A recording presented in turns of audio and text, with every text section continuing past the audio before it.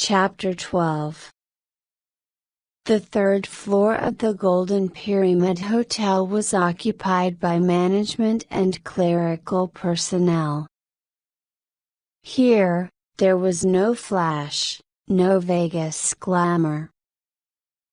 This was where the work got done. The third floor housed the machinery that supported the walls of fantasy, beyond which the tourists gambled. Tina's office was large, paneled in whitewashed pine, with comfortable contemporary upholstery. One wall was covered by heavy drapes that blocked out the fierce desert sun. The windows behind the drapes faced the Las Vegas Strip. At night, the fabled Strip was a dazzling sight, a surging river of light, red, blue, green, yellow, purple, pink, turquoise, every color within the visual spectrum of the human eye, incandescent and neon, fiber optics and lasers, flashing and rippling. 100-foot-long signs 500-foot-long signs, towered 5 or even 10 stories above the street, glittering, winking, thousands of miles of bright glass tubing filled with glowing gas, blinking, swirling, hundreds of thousands of bulbs, spelling out hotel names, forming pictures with light. Computer-controlled designs ebbed and flowed, riotous and mad, but curiously beautiful, excess of energy consumption. During the day, however, the merciless sun was unkind to the Strip. In the hard light, the enormous architectural confections were not always appealing. At times, in spite of the billions of dollars of value that it represented, the Strip looked grubby.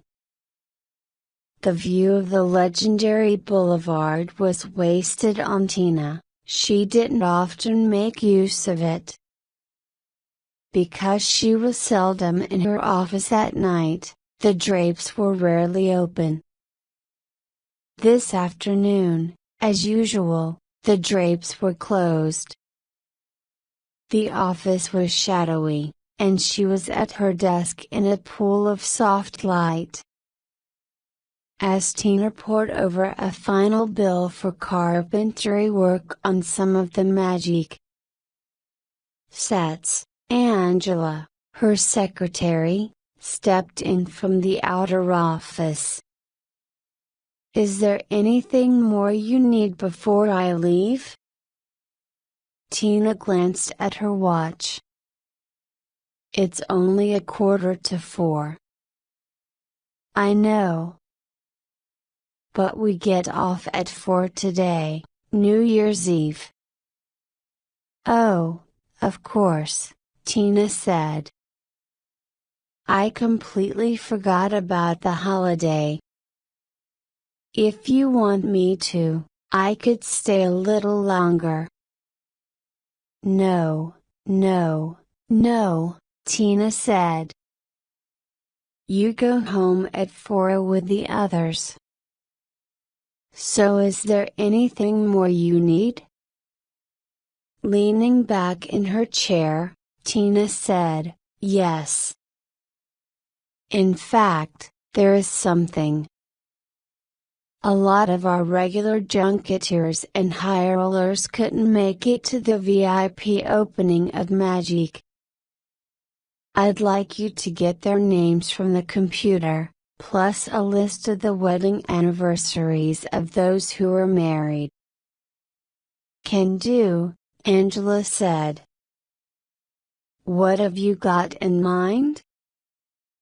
"During the year, I'm going to send special invitations to the married ones, asking them to spend their anniversaries here, with everything comped for 3 days.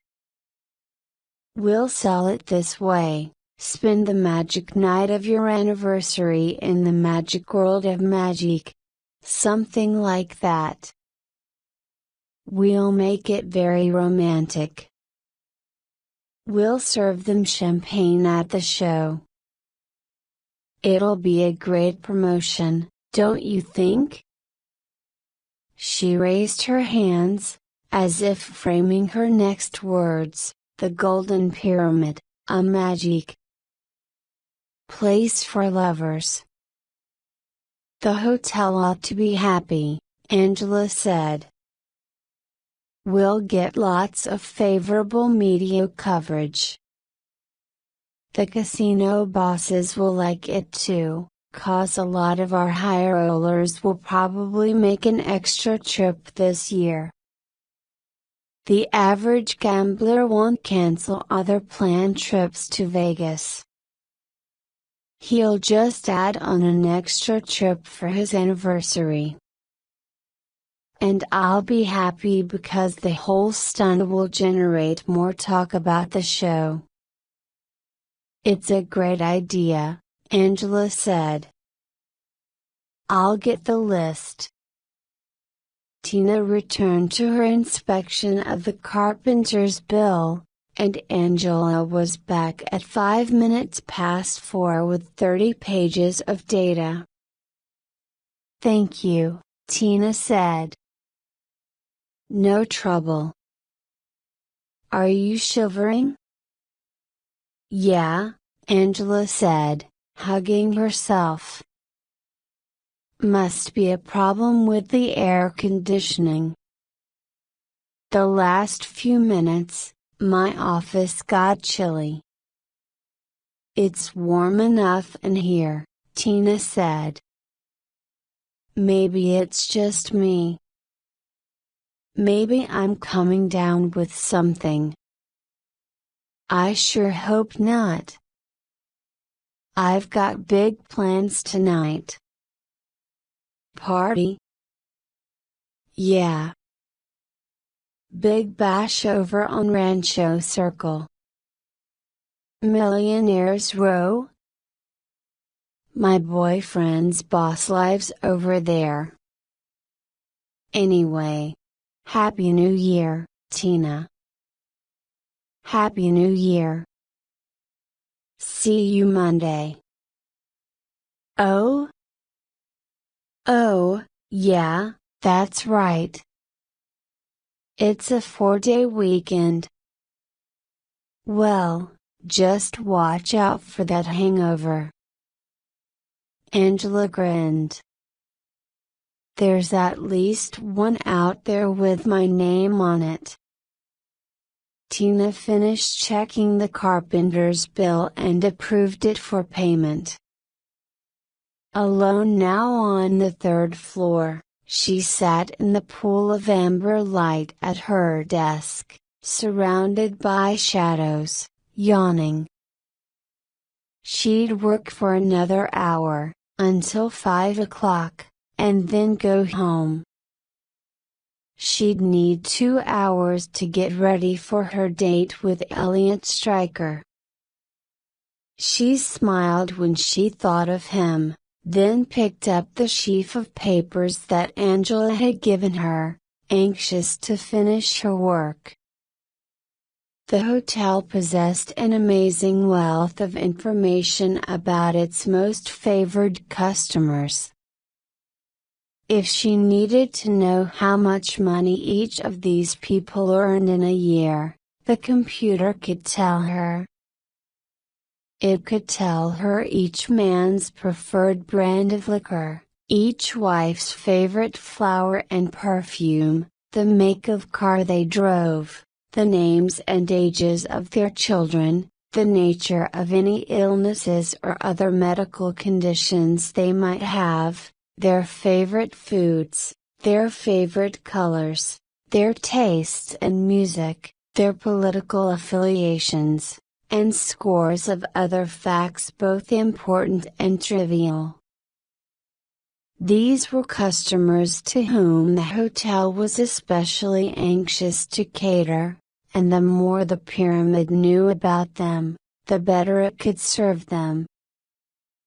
Although the hotel collected this data with, for the most part, the customer's happiness in mind, Tina wondered how pleased these people would be to learn that the Golden Pyramid maintained fat dossiers on them. She scanned the list of VIP customers who hadn't attended the opening of Magic. Using a red pencil, she circled those names that were followed by anniversary dates, trying to ascertain how large a promotion she was proposing. She had counted only 22 names when she came to an incredible message that the computer had inserted in the list. Her chest tightened. She couldn't breathe. She stared at what the computer had printed, and fear welled in her, dark, cold, oily fear. Between the names of two high rollers were 5 lines of type that had nothing to do with the information she had requested. Not dead. The paper rattled as her hands began to shake. First at home. In Danny's bedroom. Now here. Who was doing this to her? Angela? Number. Absurd. Angela was a sweet kid. She wasn't capable of anything as vicious as this. Angela hadn't noticed this interruption in the printout because she hadn't had time to scan it. Besides, Angela couldn't have broken into the house. Angela wasn't a master burglar, for God's sake. Tina quickly shuffled through the pages, seeking more of the sick prankster's work. She found it after another 26 names. Danny alive, help me. Her heart seemed to be pumping a refrigerant instead of blood, and an iciness radiated from it. Suddenly she was aware of how alone she was. More likely than not, she was the only person on the entire 3rd floor.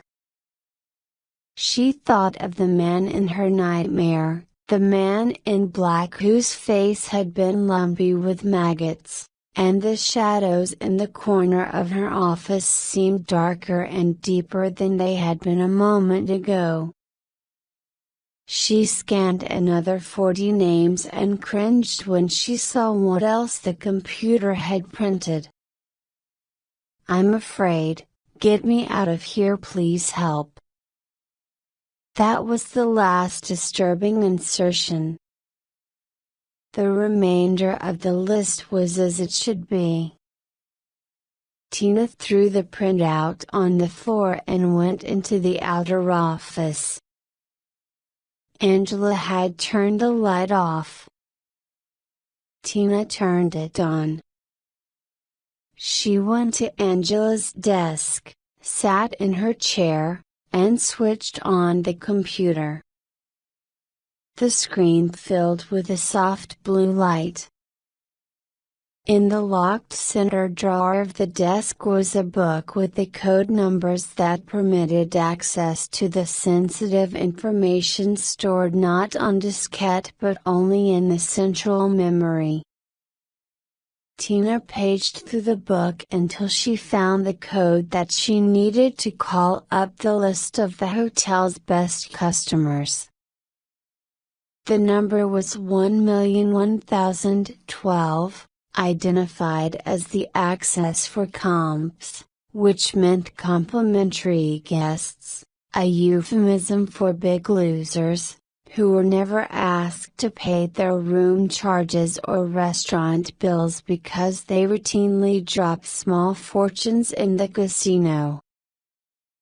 because so much material in the hotel's files was extremely confidential information about high rollers, and because the pyramid's list of favored customers would be of enormous value to competitors, only approved people could obtain this data, and a record was kept of everyone who accessed it. After a moment's hesitation, the computer asked for her name. She entered that, and the computer matched her number and name. Then, cleared, she typed in the code for the list of complimentary guests, and the machine responded at once. Proceed. Her fingers were damp. She wiped them on her slacks and then quickly tapped out her request. She asked the computer for the same information that Angela had requested a while ago. The names and addresses of VIP customers who had missed the opening of Magic, along with the wedding anniversaries of those who were married, began to appear on the screen, scrolling upward. Simultaneously, the laser printer began to churn out the same data. Tina snatched each page from the printer tray as it arrived. The laser whispered through 20 names, 40, 60, 70. Without producing the lines about Danny that had been on the first printout. Tina waited until at least 100 names had been listed before she decided that the system had been programmed to print the lines about Danny only one time, only on her office's first data request of the afternoon, and on no later call-up. She cancelled this data request and closed out the file. The printer stopped. Just a couple of hours ago she had concluded that the person behind this harassment had to be a stranger. But how could any stranger so easily gain entrance to both her house and the hotel computer? Didn't he, after all, have to be someone she knew? But who? And why? What stranger could possibly hate her so much? Fear, like an uncoiling snake, twisted and slithered inside of her, and she shivered. Then she realized it wasn't only fear that made her quiver. The air was chilly. She remembered the complaints that Angela had made earlier. It hadn't seemed important at the time. But the room had been warm when Tina had first come in to use the computer, and now it was cool. How could the temperature have dropped so far in such a short time? She listened for the sound of the air conditioner, but the telltale whisper wasn't issuing from the wall vents. Nevertheless, the room was much cooler than it had been only minutes ago.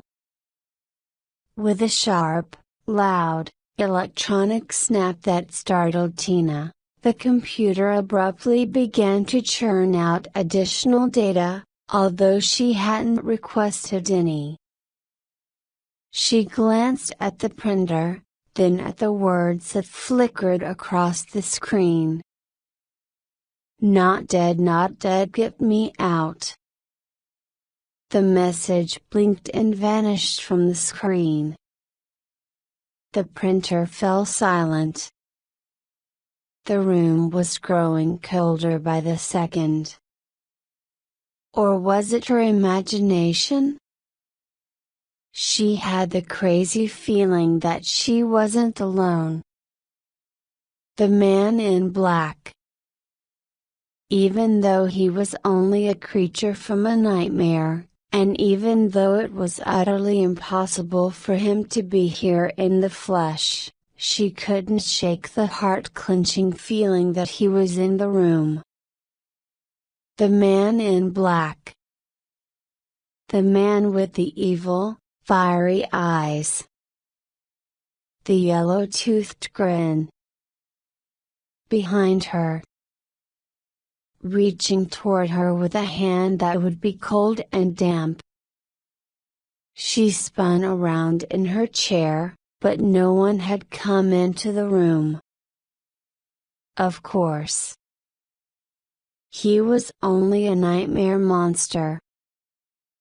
How stupid of her. Yet she felt that she was not alone. She didn't want to look at the screen again, but she did.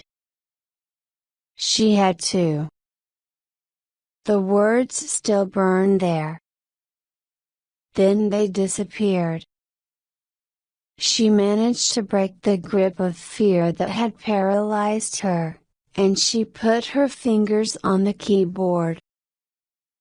She intended to determine if the words about Danny had been previously programmed to print out on her machine or if they had been sent to her just seconds ago by someone at another computer in another office in the hotel's elaborately networked series of workstations.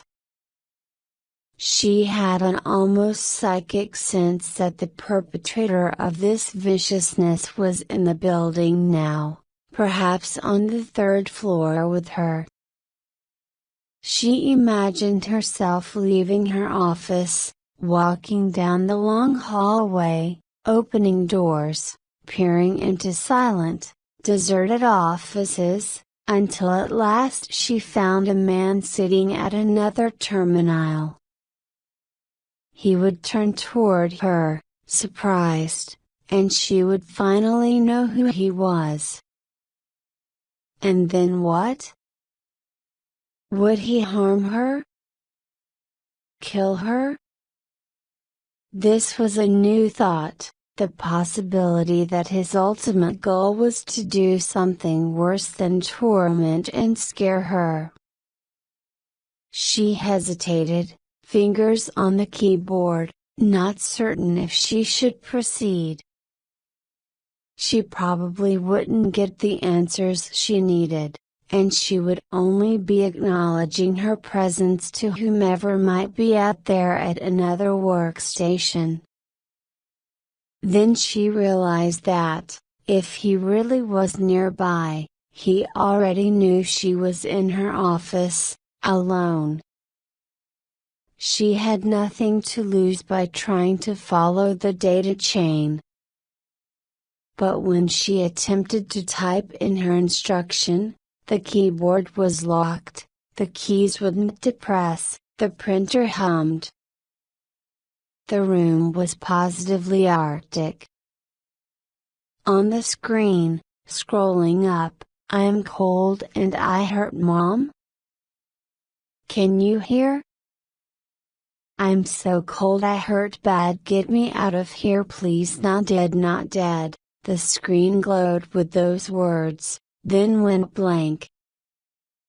Again, she tried to feed in her questions. But the keyboard remained frozen.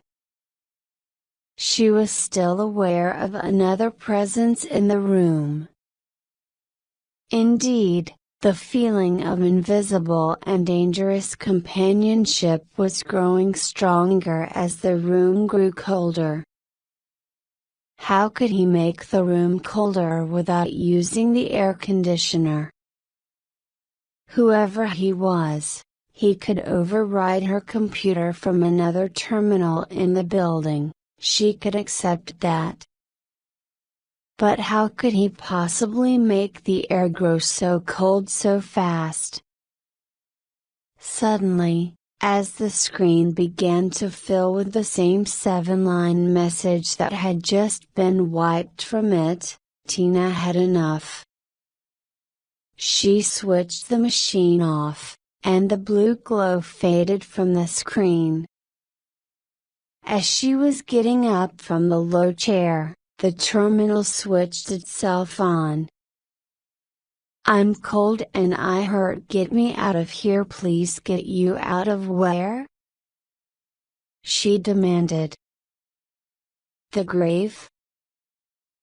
"Get me out." She had to get a grip on herself. She had just spoken to the computer as if she actually thought she was talking to Danny. It wasn't Danny tapping out those words. God damn it, Danny was dead.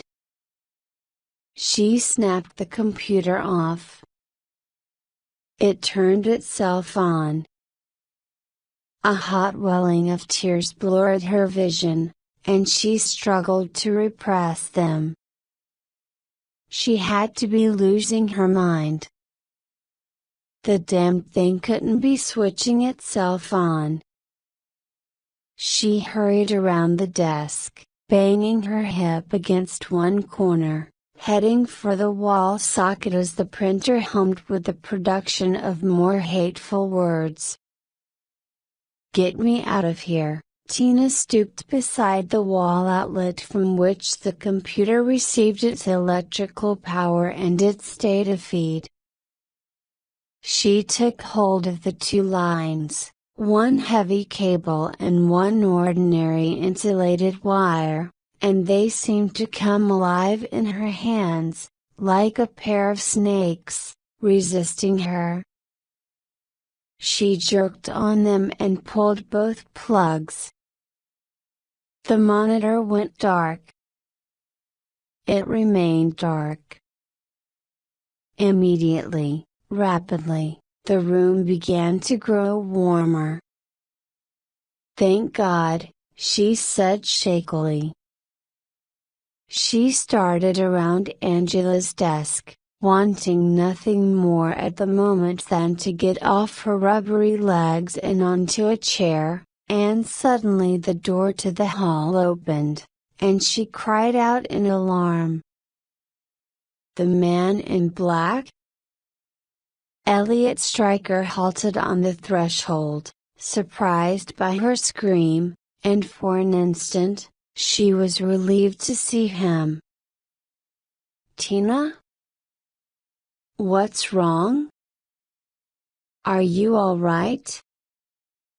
She took a step toward him, but then she realized that he might have come here straight from a computer in one of the other third-floor offices.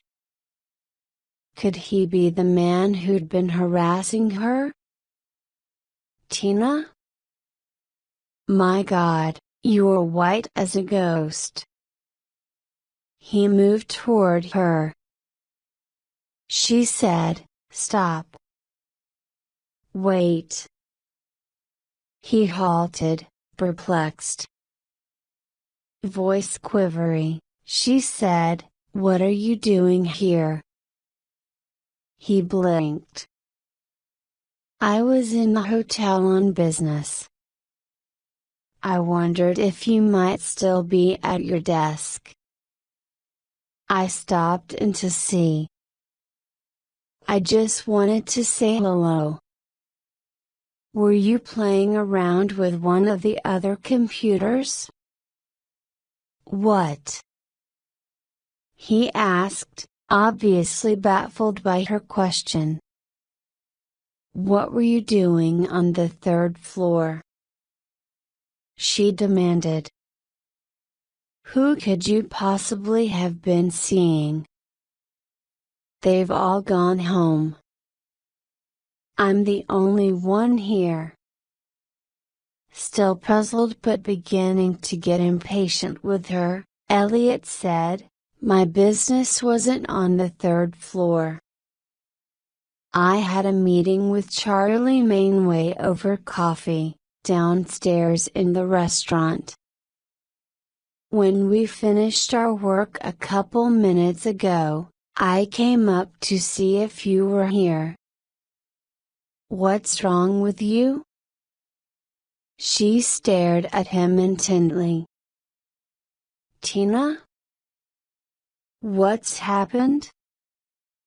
She searched his face for any sign that he was lying, but his bewilderment seemed genuine. And if he were lying, he wouldn't have told her the story about Charlie and coffee, for that could be substantiated or disproved with only a minimum of effort. He would have come up with a better alibi if he really needed one. He was telling the truth. She said, "I'm sorry. I had an experience here. A weird." He went to her. "What was it?" As he drew near, he opened his arms, as if it was the most natural thing in the world for him to hold and comfort her, as if he had held her many times before, and she leaned against him in the same spirit of familiarity. She was no longer alone.